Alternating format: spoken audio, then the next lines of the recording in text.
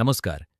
मंत्रा ध्यान रिदम्सच्या सर्व साधकांचे आणि सनातन संस्कृतीच्या प्रेमींचे मी आदरपूर्वक स्वागत करतो. सृष्टीतील प्रत्येक हालचालीमागे एक विज्ञान दडलेले आहे. आज आपण चर्चा करत आहोत मकर संक्रांतीबद्दल. शास्त्र सांगतात, सम्यक क्रांती इति संक्रांती, म्हणजेच असा बदल जो कल्याणकारी आणि शुभ आहे.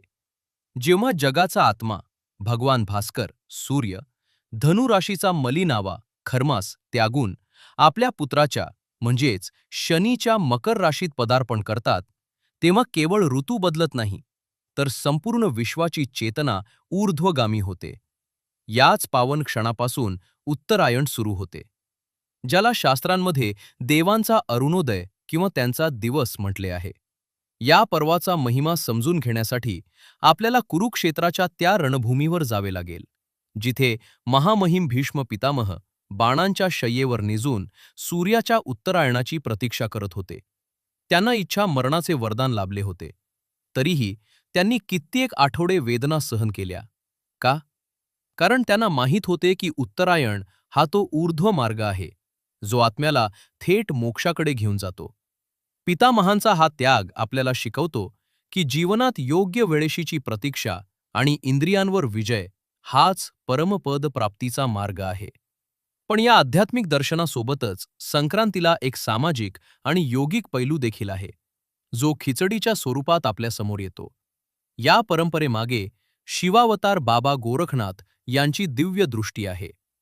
परकीय आक्रमणांच्या काळी जेव्हा साधू संतांची साधना खंडित होत होती, तेव्हा योगी गोरखनाथांनी डाळ, तांदूळ आणि औषधी भाज्यांच्या मिश्रणाला एका महाप्रसादाचे रूप दिले.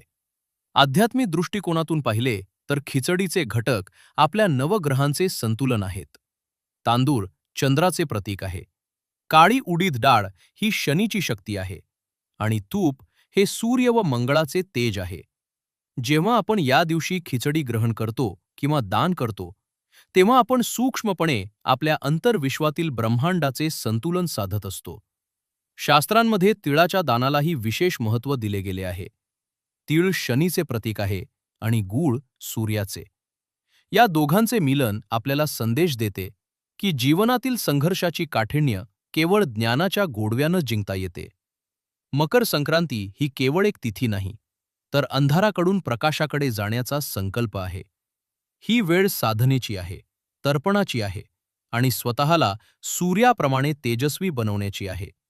सनातन धर्मातील अशाच गूढ कथा, रहस्ये आणि शक्तिशाली मंत्रांच्या माध्यमातून मानसिक शांती आणि आध्यात्मिक खोली मिळवण्यासाठी आमच्या कुटुंबाचा भाग व्हा.